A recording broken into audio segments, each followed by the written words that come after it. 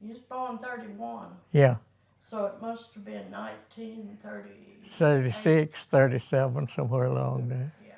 Just north of where we lived, about a mile and a half. It was all big trees, open. Of course, that's where the birds would be. And I'd see her almost every afternoon because we had milk cows, and I'd go up and drive the old milk cows home so Mama could milk them.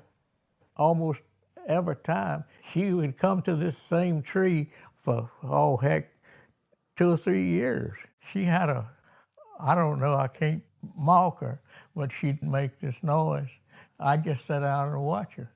She was just different. I mean, bigger and different. The only thing bigger in the woods than she was a buzzard. She'd come in calling, looking for that male, and hope that another one would show up. But she was the only one, the last one.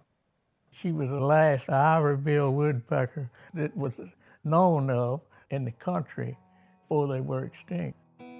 Chicago Mills, which is a large timber company, they had plans of clearing this land for farming. Farming was booming, grain prices were booming. A lot of this land that had timber on it was being cleared for farming.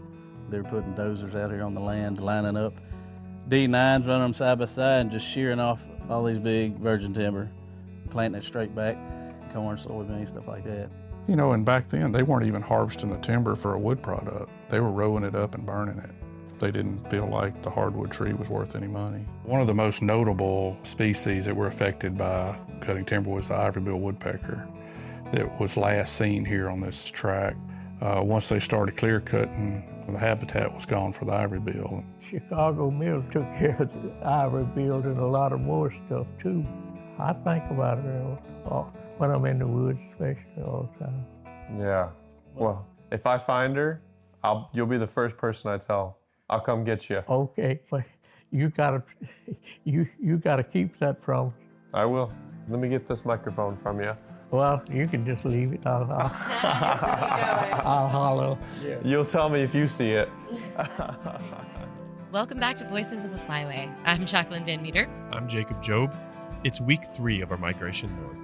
We're traveling up the Mississippi Flyway through some of our country's most imperiled ecosystems to find out if birds and people can adapt on the landscape as fast as our modern world is changing it. Last time we saw unchecked industry destroy some of central Louisiana's most crucial natural resources, costing lives and leaving those who remain divided in their efforts to survive. In this episode, a separation of a different kind. We take our first look at modern agriculture on this flyway. Timber companies in North Louisiana and eastern Arkansas, like we've seen before, clear-cut trees all the way off the landscape here. But this time, they put something entirely different in its place. We'll get a rare glimpse inside the forgotten forests that once covered this place before farm country was farm country. We'll meet the farm families who've become the custodians of a new land of soy and corn. And discover how farming's evolution into yet another one of America's billion-dollar industries has taken a different kind of toll on community in the heartland. It's Tales from the Bottom here in Ecosystem 3, the Bottomland Hardwood Forest. This is